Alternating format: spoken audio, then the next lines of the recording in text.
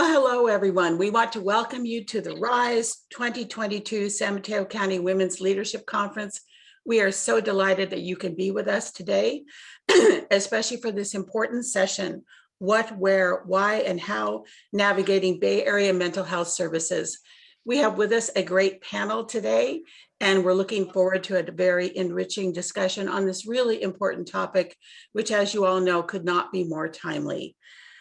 We have simultaneous Spanish interpretation today with Luis Romero. And if you would like Spanish, you'll click on the globe icon and Spanish. Luis, do you mind joining us to explain in Spanish?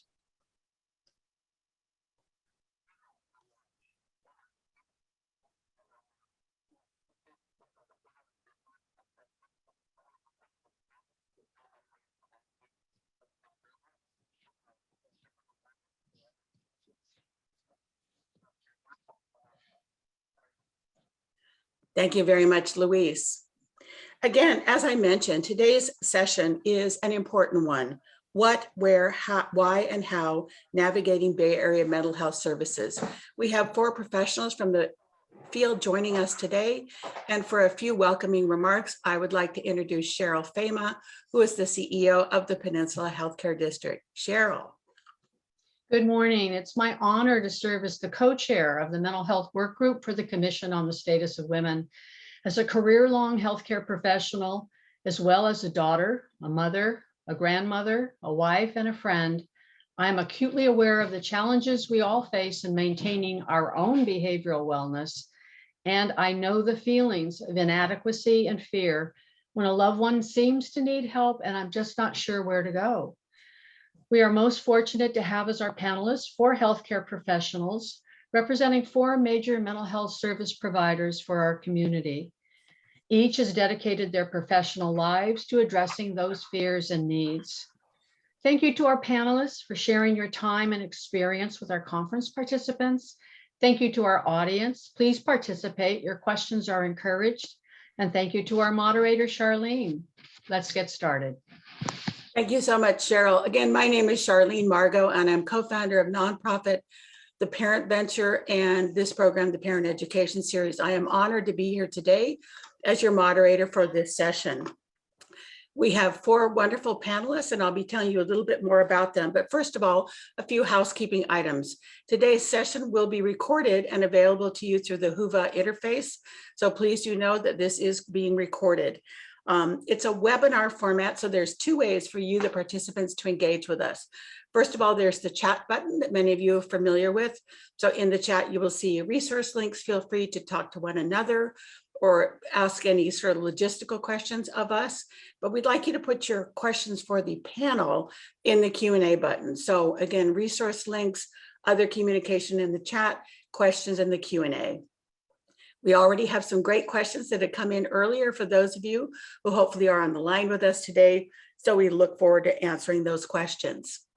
Our panelists today are Colleen Buggs, licensed clinical social worker, Access Call Center Manager from San Mateo County Health, Behavioral Health and Recovery Services.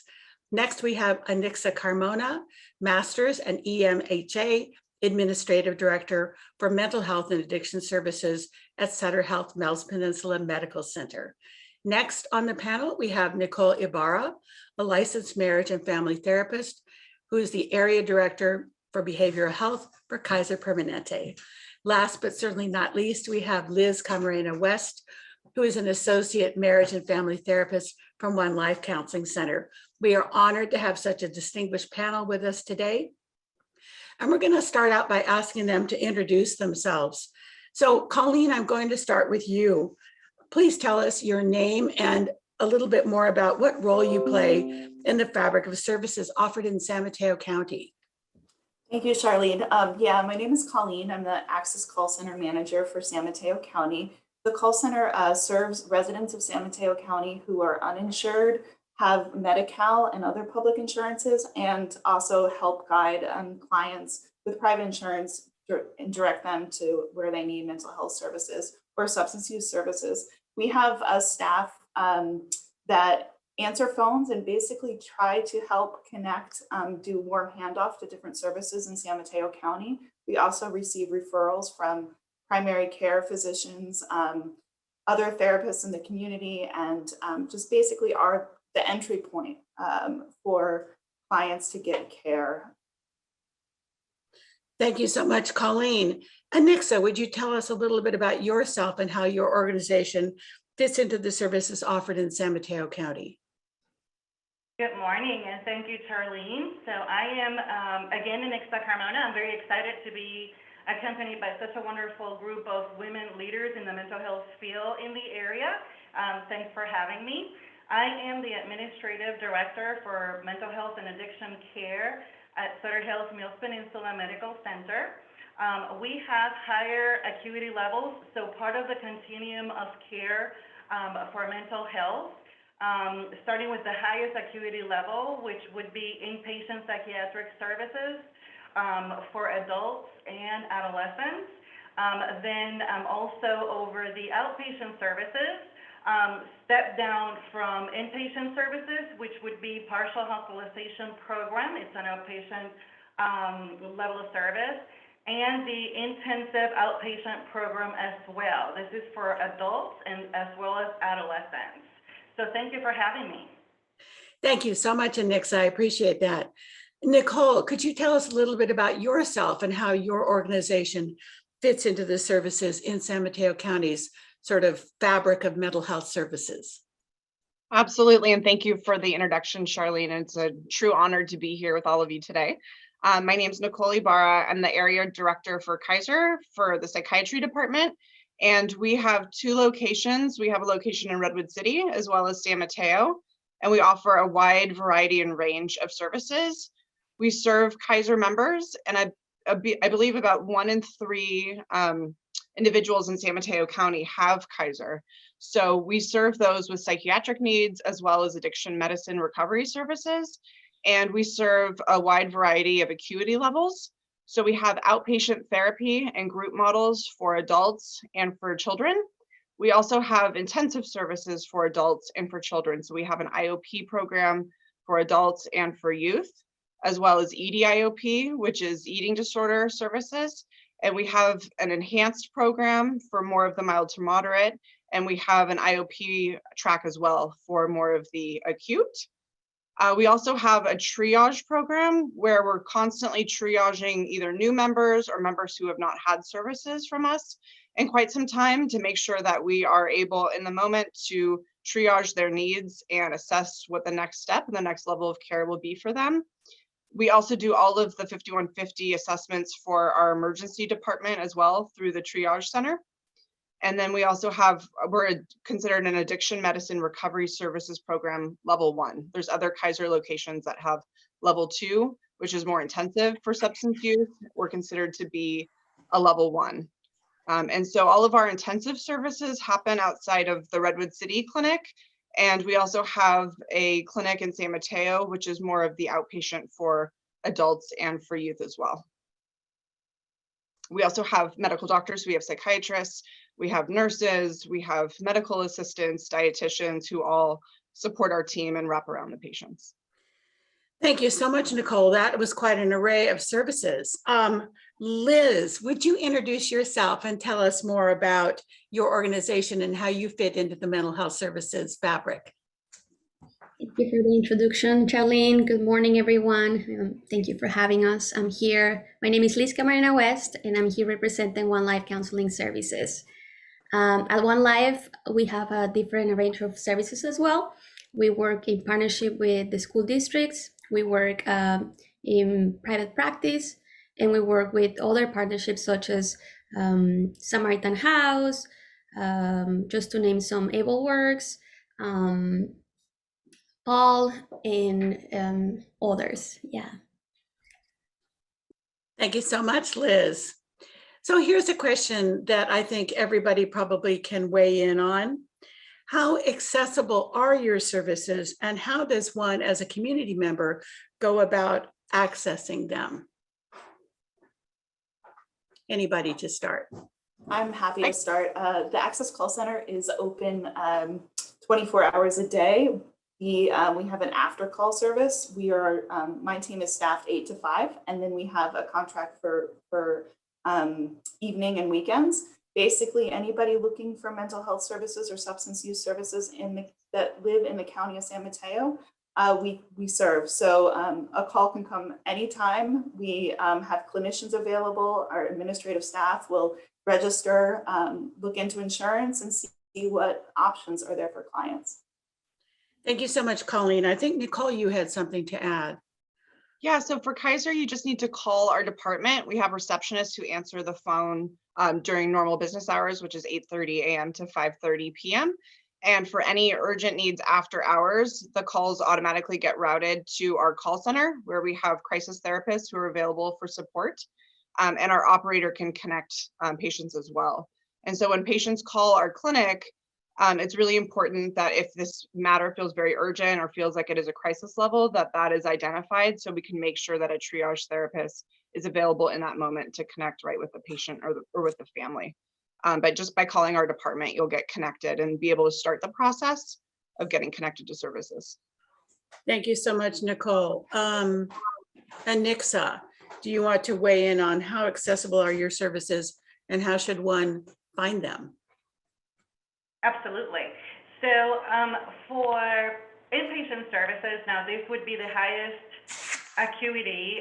This would be a crisis when the individual is in imminent danger to self or others.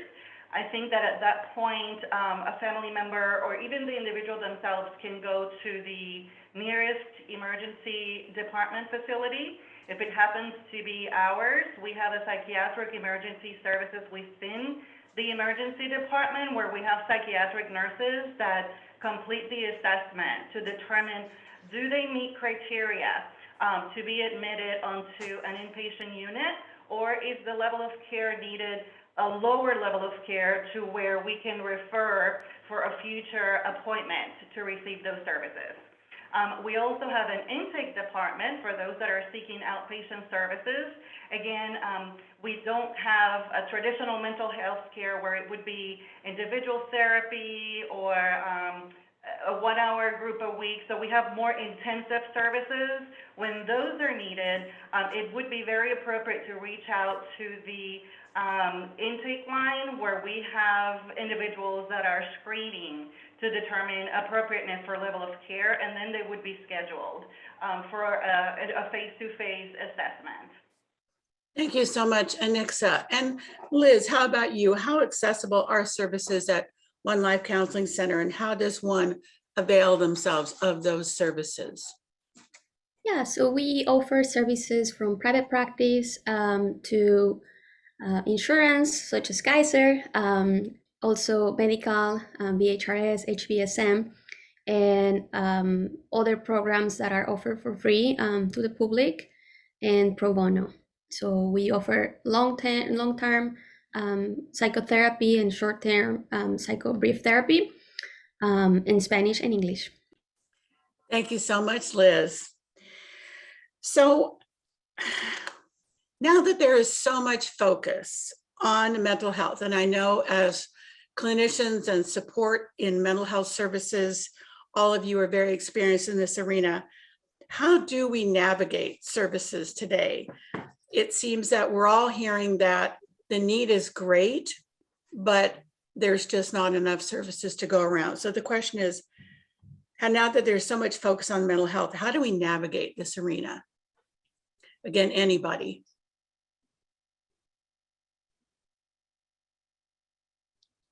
I think it can feel really overwhelming, for folks to kind of start, especially if they have a loved one who's hurting or potentially, at risk for some self-harm or harm of others. And so I really suggest, at least for Kaiser, just reaching out and making that phone call and asking for help and raising your hand.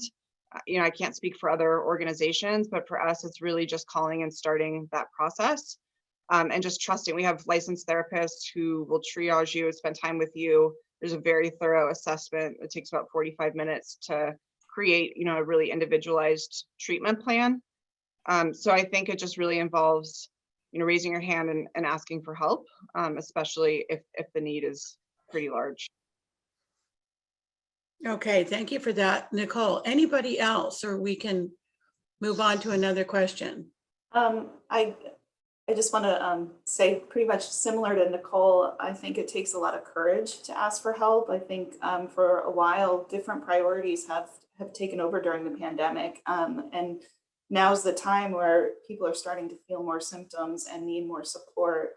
So yeah, it takes lots of courage and that kind of thing. But the good thing is, you know, in our county, we have people who will answer the phone, help direct, let you know about timelines, and just really be there to hear and support and help you get connected. So I think it's just having the ability to reach out and trust that there are services to help people out. Thank you so much, Colleen. And for those of you who may have just joined us, the topic of this workshop is what, where, why, and how navigating Bay Area mental health services. So again, here is sort of the next logical question. How have your services been impacted by COVID? Anyone?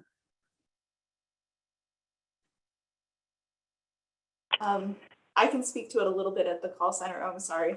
But we luckily had a IT team that could helped us a lot be able to work from home and have the ability for our therapists and psychiatrists at BHRS do what they need to do remotely and with telehealth.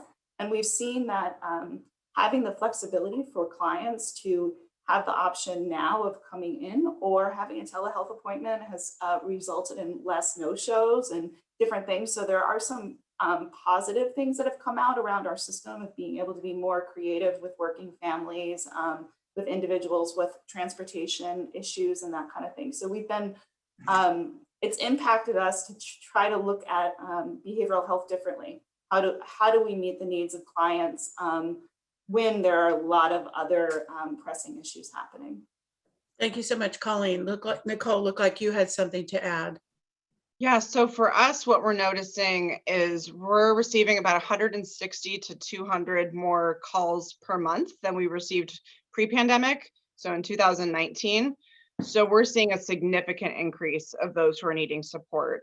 Either new individuals who've never experienced depression and anxiety are starting to experience those symptoms. We also have returning patients who maybe were with us years ago and doing pretty well, and they've seen a return of their symptoms as well.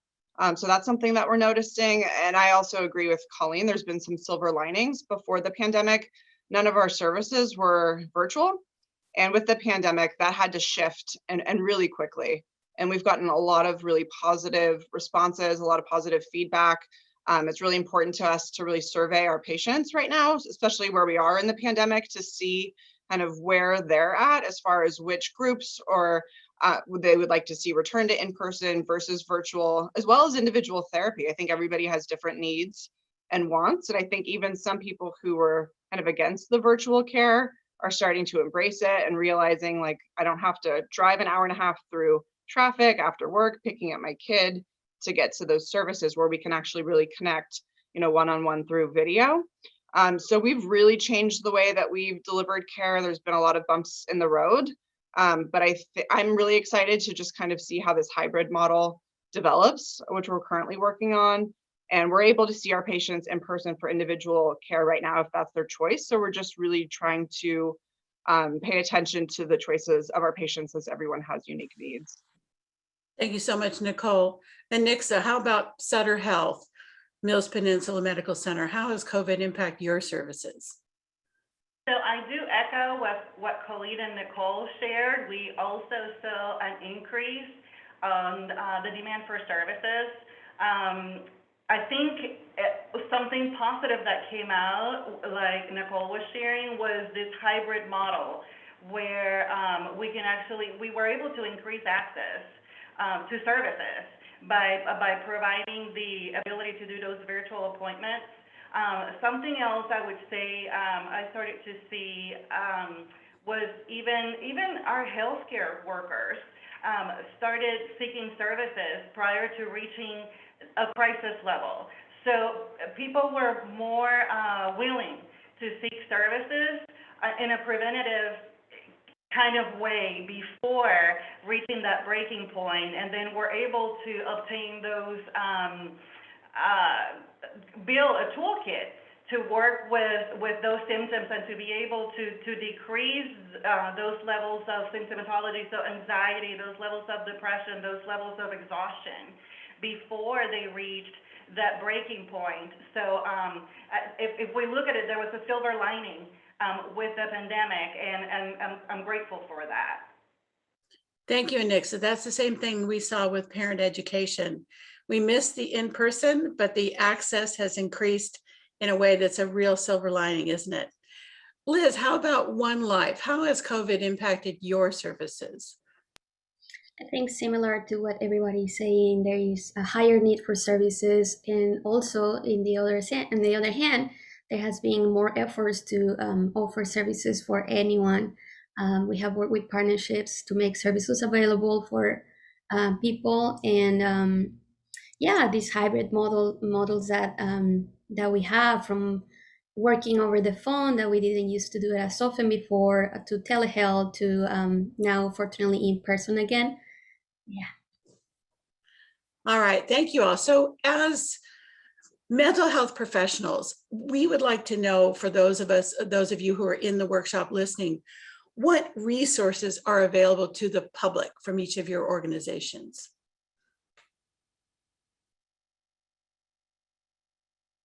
Again, anybody should feel free to start, unless, Cheryl, did you have anything to say? No, okay. I can share for Kaiser members. So, by calling and having your individual assessment to see, what your treatment plan will be, and if you meet medical necessity for therapy, for example, or more of an intensive service, those resources are absolutely available. And we have been developing more and more contracts with our community. So Liz, for example, from One Life, we're contracted with, we absolutely love working within the community. So we're expanding our contracts. That way we can serve more and more of our members. And we also have a behavioral health educational department for those who'd like to take more classes on like depression and anxiety, need some support with sleep hygiene, etc. And Kaiser also developed a Calm app, which has been really popular for members, which has a bunch of different resources, guided meditations, grounding exercises, etc. And that's been a resource that's been really beneficial as well. All right, thank you for that, Nicole. In general, do you feel that the pandemic has reduced stigma around mental health? We know that mental health organizations across the country are calling this a mental health crisis, especially for youth. So again, how do you think that the pandemic has impacted the stigma around mental health services?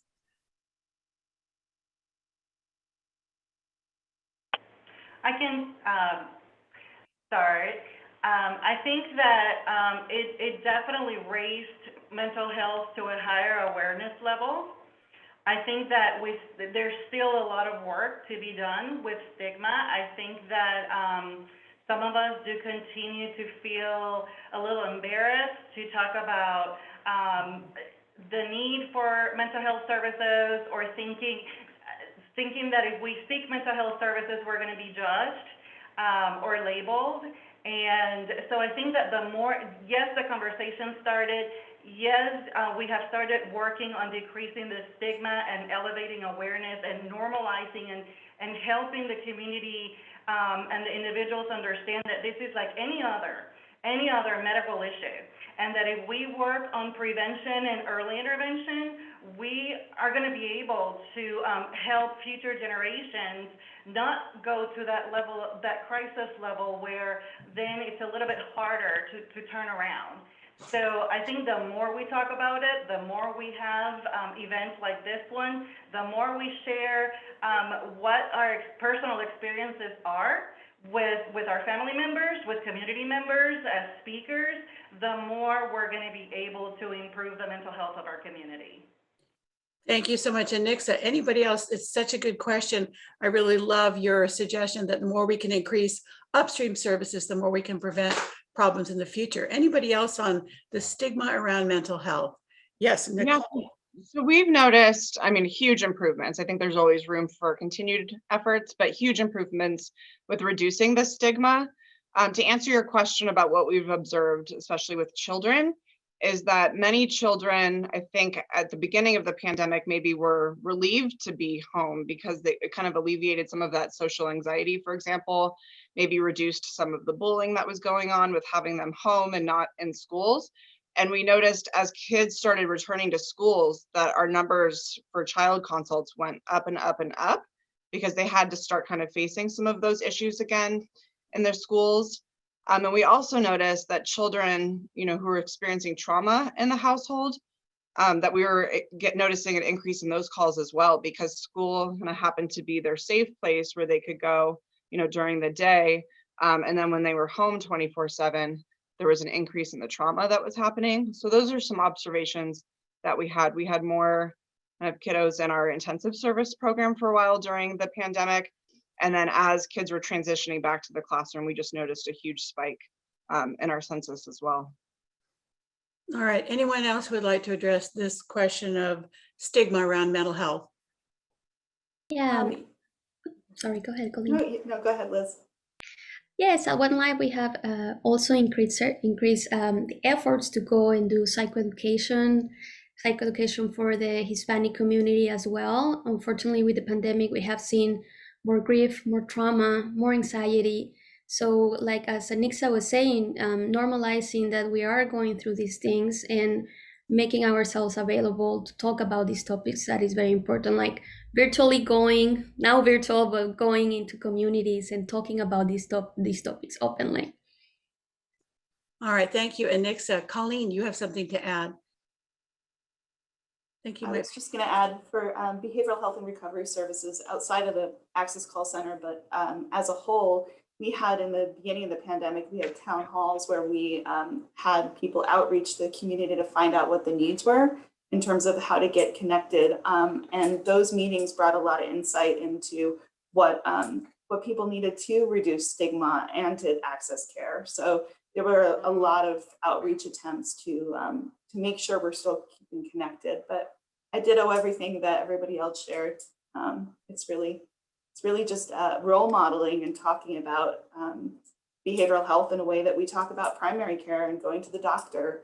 For a long time, it's been seen that behavioral health is something that you don't really need to check in about regularly and that kind of thing. So there has been a lot of work that's happened where when people visit the doctor, when people go to school, just asking about it and modeling that it's just as important as any other part of your health is to check in about your anxiety, your depression, your other symptoms, and hopefully getting support before it becomes a crisis really reduces stigma. So it's really just changing that piece where only certain people need behavioral health.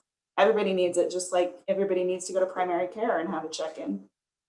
Thank you, Colleen. Really great answer. So one of the questions that we've gotten is, in some cultures, seeking mental health services is not so acceptable. People worried about being judged by friends or family members. Can you comment on that particular stigma around a cultural non-acceptance of seeking help for mental health issues?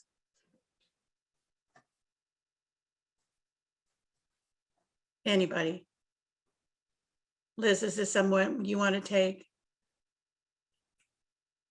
Yeah, so would you please repeat the question again? Yes. Pardon me. The question is, in some cultures, seeking mental health outside the home is really not acceptable.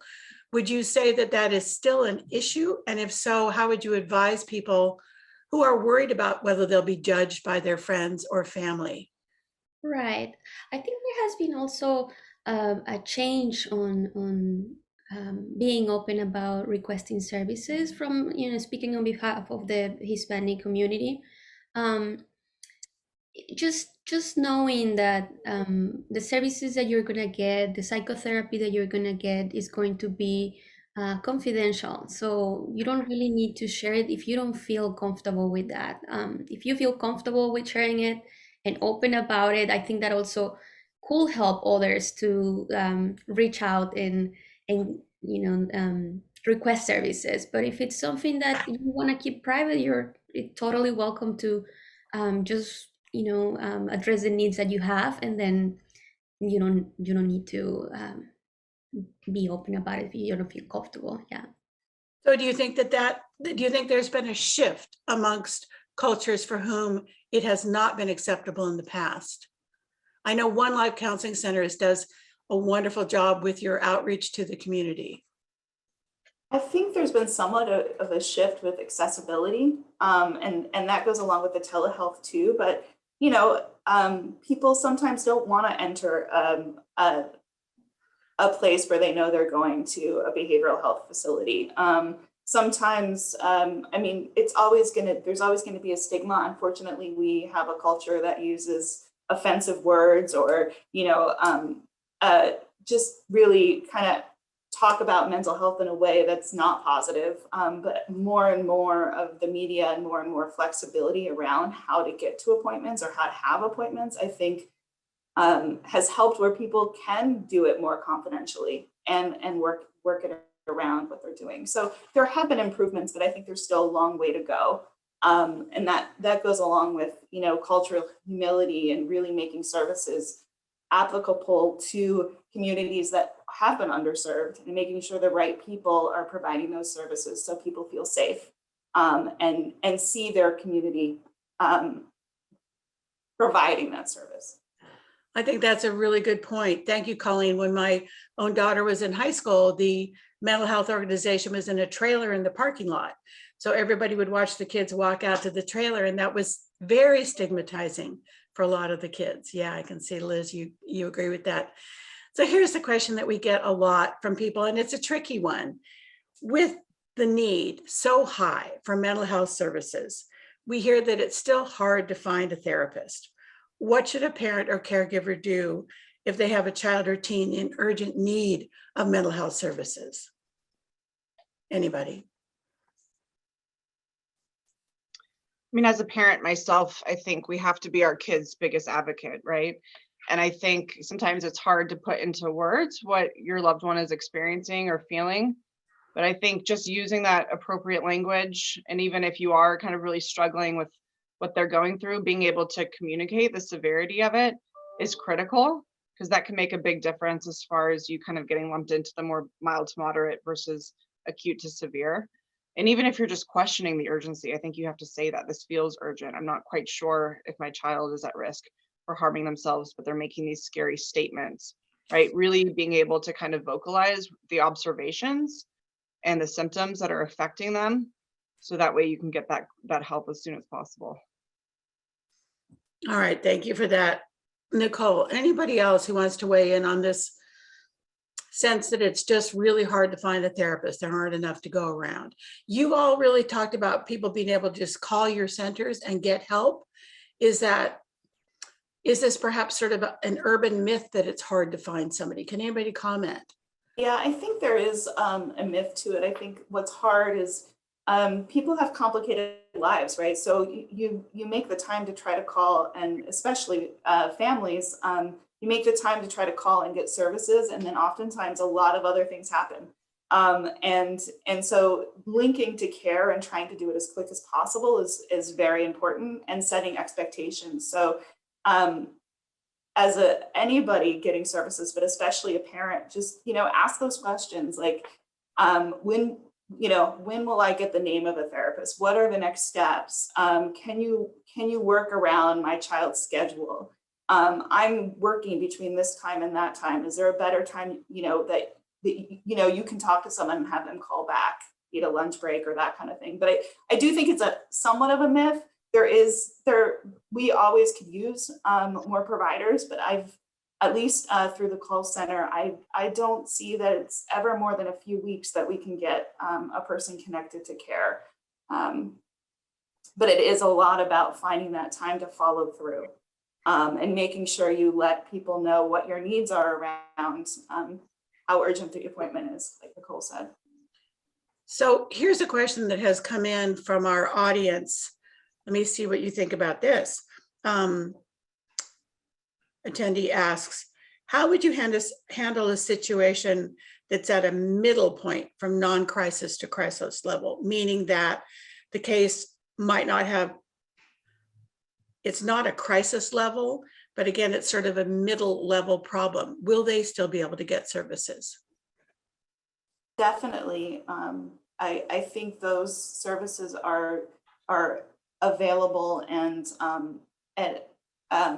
probably the best time to get services is when you have not very many symptoms, and to still ask for services, and most benefits will still cover it. And it's better to do that before it becomes more moderate or severe. But if you're in a moderate situation, or you have a family member or a friend, we always say, like, protective factors are super important. So really kind of making sure there are other people in the family or friends touching base and being there as you wait for services or that kind of thing. But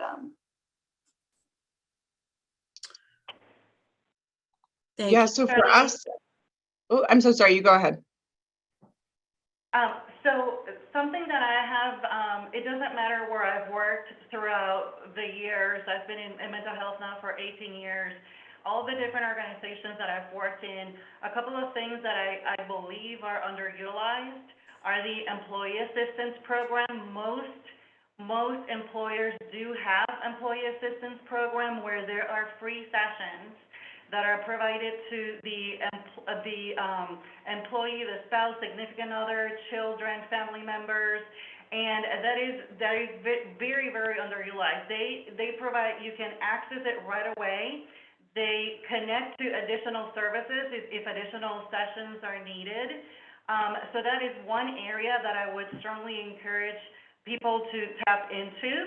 And then most insurance companies or insurance plans do have care coordinators in this day and age that are in touch with mental health services as well, that will listen to the crisis and recommend, this is what you need to do, this is where you need to be calling, this service will be covered. So I think those two things, and they will provide the names. They will look at a zip code, they will reach out to the provider themselves and connect us to those services. So I think those two areas should also be considered for any crisis level. So here's a question that just came in again from one of our attendees. She asks, finding mental health services for a close family member of mine has been extremely challenging because of long waiting lists. Also, lots of providers are not taking on new patients. My family needs therapy due to emotional trauma, PTSD, and social anxiety, and finding that specialized professional has been very hard. Any suggestions?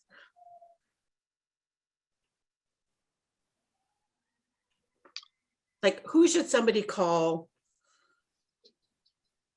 Just what do you think about this question? I think it do want to depends on. validate that, yes, it is hard. It is hard. I know that I have checked in with colleagues in other states, and this is countrywide, especially after the pandemic. I believe there's a shortage of providers, individual therapy providers in the communities. I think that, again, going back to the insurance provider, there's also websites such as Psychology Today that we can take a look at, and you can actually read the bio and the specialty of the different therapists, the areas where they're in that we can look into. So those are a couple of the things that I would suggest we do. You know, you bring up, oh, I'm sorry, go ahead. oh, Was someone trying to speak? I'm sorry. Okay, related question. We get this question a lot, including today. What about criteria for finding a therapist or good fit? Should you look at gender, race, ethnicity when you're trying to find a therapist? What do you suggest about really, whether it's for you or your child? What do you recommend in terms of criteria? In this day and age, should you have criteria? Again, anyway. I think if some situations and there's some trauma that people experience, that they really need to ask for a specific provider, or, but generally speaking, it's about the relationship. So, really trying to have an open mind and waiting to have that appointment and being open to it. The person who helps you might be person you least expect to provide that service, but really honoring people's personal experience in trauma is also important. And system oppression and different things where people are gonna feel more safe with a specific provider. Yeah, I really agree with what Colleen just mentioned. For myself, before I got into management, I often connected the most with patients who came from completely different walks of life and backgrounds than I had. And I think sometimes we do connect when we least expect it. Like I had a patient recently who had a very specific criteria for the therapist that she wanted, and I was able to find that. But in the meantime, she was meeting with a different therapist that didn't necessarily fit that criteria. And she ended up changing her mind because she built this relationship that was kind of unexpected and was really getting her treatment goals met. So I think, it's a really individualized kind of decision. And I think it is okay to say what it is that you think you feel you need, but also being just kind of keeping an open mind as well. And also just realizing that organizations are working really hard to, increase the amount of services that we have and therapists in the workforce. Like for us, we are noticing a huge shortage in therapists, statewide. And I think it's important to really admit that. But we're coming up with creative ideas. Like we have a mental health scholars program that supports members of our own workforce who want to become mental health clinicians. And we're working really hard to make sure that there's diversity in our staff so that it represents the populations that we're working. So there is more of a variety for our patients to work with. So you're saying that it may be okay to have a criteria, but you may surprise yourself by finding someone who is different than what you expected. Is that what you're saying, Nicole? Yeah, I see that happen all the time. I really do. Okay. What should you do if your child says they don't like their therapist, especially after you've spent a lot of time finding someone? Should you honor that, or should you say, gosh, let's just stick it out for a while? What would be the best thing for a parent to do? I think there's always value in trying to see if there could be a reparative experience to the therapeutic relationship. But also if your gut's telling you it's not a good fit, I think it's okay to speak up about that, right? Like if we went shopping for jeans, would go for a different size, fit, style, etc. So we all have different unique needs. I think if it's really not working and it's a matter of your kid getting support and services or being turned on or turned off, then it's okay to speak up and say, we'd like to go in a different direction and maybe try somebody else.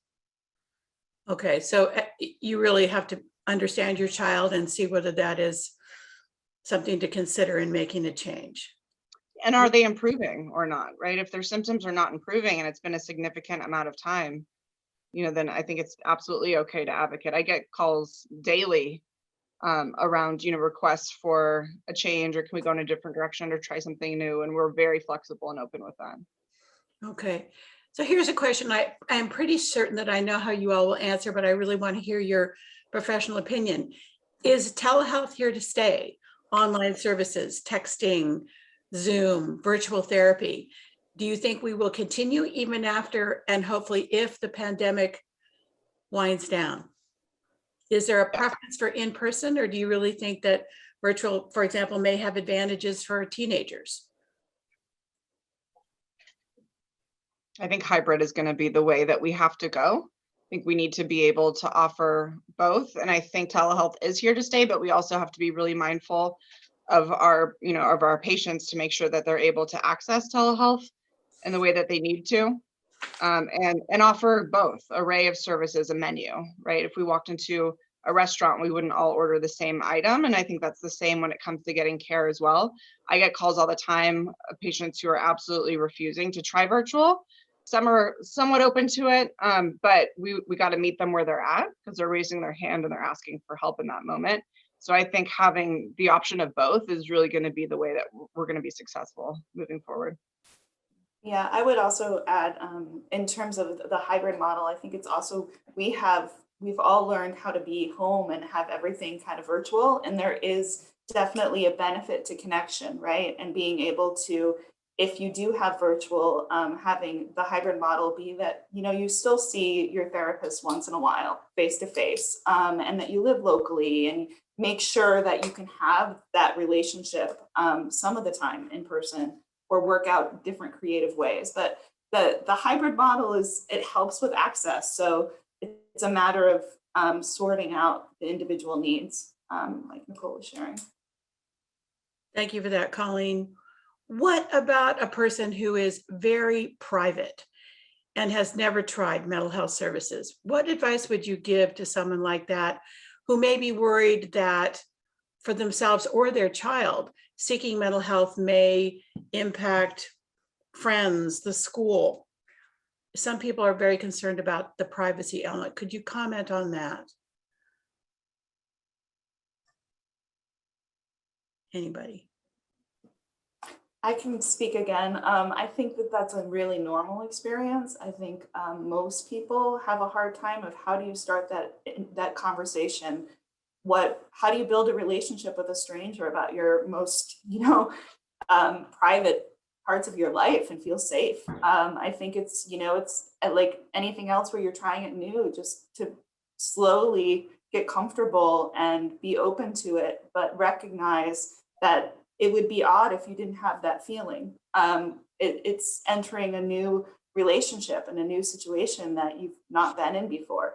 Even if you've been in therapy multiple times, that first time you go and talk about a new issue or something going on, or the experience of what is my child going to talk about when I'm not there? All of those things are so normal. So just kind of normalizing it for yourself. Thank you, Colleen. I think that's really good advice, looking on this as you would with any kind of new relationship. So should parents be worried about, if they seek services for their child, any backlash from the schools? How confidential is it if you go to Kaiser or you go to San Mateo County Behavioral Health to get services? Will schools be notified, for example? That's a very newbie question, but I'm going to ask it. It's extremely confidential. We take PHI, protected health information, extremely seriously, and uphold all of the responsibilities when it comes to confidentiality. That's critical for us. Okay, thank you. I think that I would just add, there are everybody does have to mandatory report if there's abuse or neglect, and those are the very rare, and but we want to make sure children are safe, and elders are safe as well. So there are certain rules we have to go by as clinicians, but generally speaking, 99% of everything is kept confidential. And you can always ask your therapist, what are those, what do you have to mandatory report, and and learn more about it, so that you feel more safe. Thank you for that, Colleen. So parents should not be afraid to ask questions. No, and oftentimes parents sometimes want the involvement of the mental health provider, right? Like if their child is going through like an IEP assessment, for example, it may be extremely helpful to have the psychiatrist or the therapist kind of share an assessment document, for example. So we see that a lot as well. The two can kind of go hand in hand. Okay. So we have now reached the part of the program where we really want to hear from you, our attendees. So we're going to open it up to questions from you, the audience. We've already had some great questions coming in, but if you have questions that you would like our distinguished panelists to answer, please type them into the Q&A. So Q&A button for questions. We now have about 10 minutes for questions from the audience before we wrap up with a final question from you panelists. So here's a question that's just come in. This is an interesting thought. She says, the demand for emotional support is higher than ever before due to the pandemic and openness of people to seek help. How can we also contribute to meet that demand as individuals trying to give back to our community? I think about Liz, for example, all that One Life has done in supporting the community with food and clothing. What do you suggest for people who want to support mental health services in San Mateo County as someone who wants to give back to the community? Any ideas? I think it's a great question. I think there's such a wide variety of things you can do. You can get involved with a board, you can volunteer, right? There's NAMI, which is a fantastic resource for families in the community with mental health. You can volunteer or become a part of. So I think it kind of depends on the level of involvement, but I think just through connection. And I think that's been a huge hugely missed, at least in our department through the pandemic, as we were used to connecting with potlucks and gatherings and holiday, events. And so for a lot of our new staff who've joined in this virtual world, it's like we kind of just become this box to one another. So I think just finding really creative ways to connect with individuals and to embrace, different mental health organizations and providers and just get involved. Thank you for that. And Nicole, there's a quick question for here. Maybe you could answer from an audience member. How does an organization get contracted with Kaiser? Yeah, so I would be happy to connect offline. I'll send my direct desk phone number.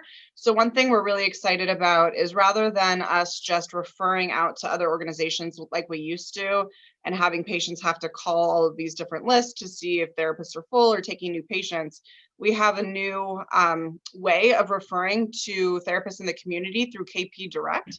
It's a new booking system where, for example, I can book a patient with a first appointment based on your availability. You as the provider put your availability in the KP Direct system and I can book that first appointment, which serves as a referral. So we'd want to get you connected with our KP Direct team if you wanted to contract with us as an individual provider. If a network, it would be a slightly different approach, like with One Life, for example, but I'm happy to connect you to the right people. So I will put my direct phone number in the chat and feel free to give me a call. Thank you, Nicole. And also attendees, I would like to call your attention to the chat. Nicole and Anixa have also put in contact phone numbers that you can call if you need help. Liz has put in a link and phone number for One Life Counseling Services. So again, do check the chat for some direct resources. Really great information there for you. All right, another question back to schools for a minute, because this is, of course, top of mind for many parents in San Mateo County. Question: how do you navigate mental health resources for kids or students in school? Many times schools do not have enough resources and the kids end up not getting enough help. This is a crisis and needs to be resolved, but don't know what to do. I know none of you are direct school services providers, but if anyone could touch on that. I can speak a little bit about that. I work at a different couple of schools in Redwood City, and I can say that we offer brief therapy, 8 to 10 sessions. There is also always the possibility of having a check-in if you're worried about your child, your son or your daughter. And then as a parent, I think you are completely you can request for a referral out if you feel like there is more need aside from what the school offers with the counselors there. If you can request an IEP if there is a specific needs that you need to address for the education of your child. But yeah, you can ask for a referral out if that's what you would like. Thank you for that, Liz. Cheryl. Charlene, I'm not a panelist, but I'd like to just speak to Care Solace. Between a partnership between the County Office of Ed and the 2 healthcare districts, we've partnered together to make available to every K-8 school district throughout the county of San Mateo access to this service. And each school has a phone number. It's a private phone number, and it's available to every student, parent, adult living in the household, sibling, teacher. If they're just feeling like they could need help, to just call the number from the school. It's all confidential, and they help to triage and to help link with services. So I just couldn't be quiet about that, because we're proud of that. It's available, and what we're proud of is it's available to all by a phone call. It doesn't require access to the internet. It's confidential. And then what they do is hook folks up with, should they need services, with the right insurance plan, with culturally sensitive, with geographic, as they determine the needs. They do not treat, but they do help to expedite up to and including beyond a warm handoff, actually making the appointment. So Care Solace, if you're a parent out there, check with your school district office. So thank you. Thank you, Cheryl. And again, Care Solace is available now throughout San Mateo County. Is that right? Okay. All right. Oh, and thank you, Stephanie has just dropped that link into the chat. Again, we have other links, resource links, so do check that for the organizations here. All right, we have time for one more audience question, and then I'm going to ask sort of a final wrap-up question of our panelists. Parent asks here, while seeking care for my daughter, both as a child and a disabled adult, calling lists of providers, I found that most are not taking new clients or not accepting insurance. Even the BHRS clients with most severe mental health conditions are not necessarily having access to a therapist. This is not an urban myth. So again, people are still struggling. Any advice from you professionals when you hear a comment like that?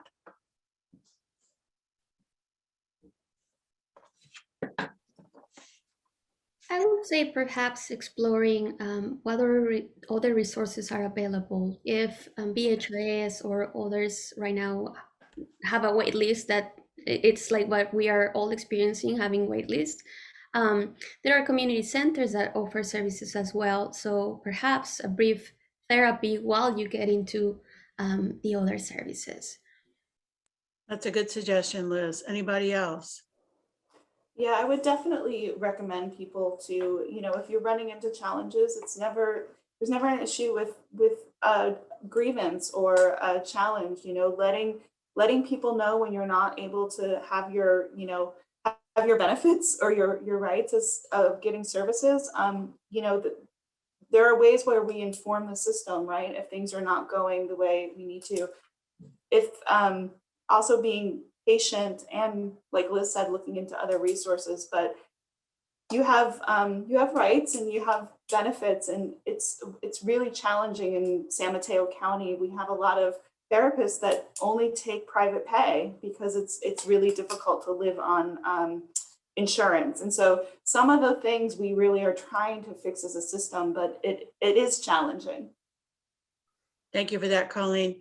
All right, we have a few minutes left together, panelists, literally about 3 minutes.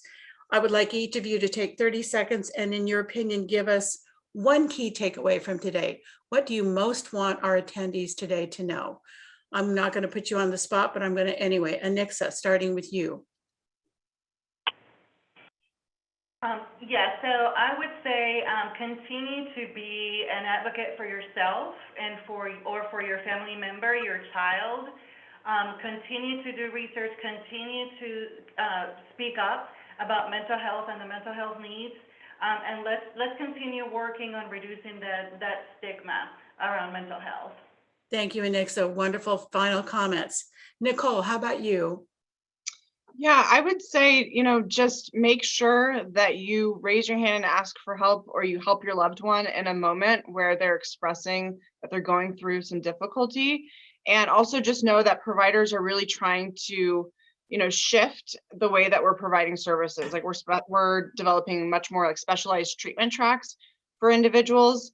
So there's a lot that's happening in the world of mental health that's really exciting. And I know that, you know, there's definitely difficulties getting connected, but just know that you can always, you know, call me, for example, if you're having difficulty getting connected with Kaiser. I put my direct phone number right here, and I don't leave for the day until I've returned all of my voicemails. So just reach out and ask for help. If you're having difficulty, we're here for you. You're going to get some calls, Nicole. Liz, how about you? A final takeaway. I just can't say how there are wonderful organizations that are available to offer services, and that can also look like a support group. If that's something that you would like to, join others and talk about things that you have in common with others as well. So reach out. There are a lot of organizations doing an excellent work, and services are available in different ways. Thank you so much, Liz. Really great comments. Colleen, how about you? Yeah, one takeaway for me is just normalizing behavioral health and mental health, and really being open to the fact that everybody right now needs support. We've all been through a very major change and continue to be. So on an individual basis, being compassionate that, some organizations can't help but be short-staffed right now. Compassion when you're going to the store. Everybody has their own story. And we've all been through a lot together. So just kind of keeping that in mind and lowering the stigma and paying attention if someone's asking for help, handing over a resource and helping them feel more motivated about it, lowering the stigma. Thank you, Colleen. And Cheryl Fama, as commissioner for this conference, I'm going to give you the last word. Thank you to the panelists. Thank you for the attendees with their great questions. Thank you for all of us saying the same thing and hoping for the same thing, and that is, let's break down the stigma. Let's not be afraid to remember I love the old saying, we've all got to put our oxygen on first. So take care of yourselves, and don't be afraid to raise your hand, and don't be afraid to take advantage of some of these connections that we've offered you today. And on the take care of your health, please sign in for the 3 o'clock session that our code team on mental health is providing. 3 o'clock, we're going to do some relaxing yoga and then have some nice discussion on evidence-based treatment and how you can keep your own behavioral health where you want it. So thank you. And thank you, Charlene, and all of you. Thank you so much, Cheryl. Many thanks to Colleen Buggs, Anixa Carmona, Nicole Ibarra, and Liz Camarena West. Take care, everyone. Enjoy the rest of your conference. Goodbye. Thank you for having us. Appreciate it. Thank you. Everyone. Thank you so much. Stephanie, I'm going to let you end the session.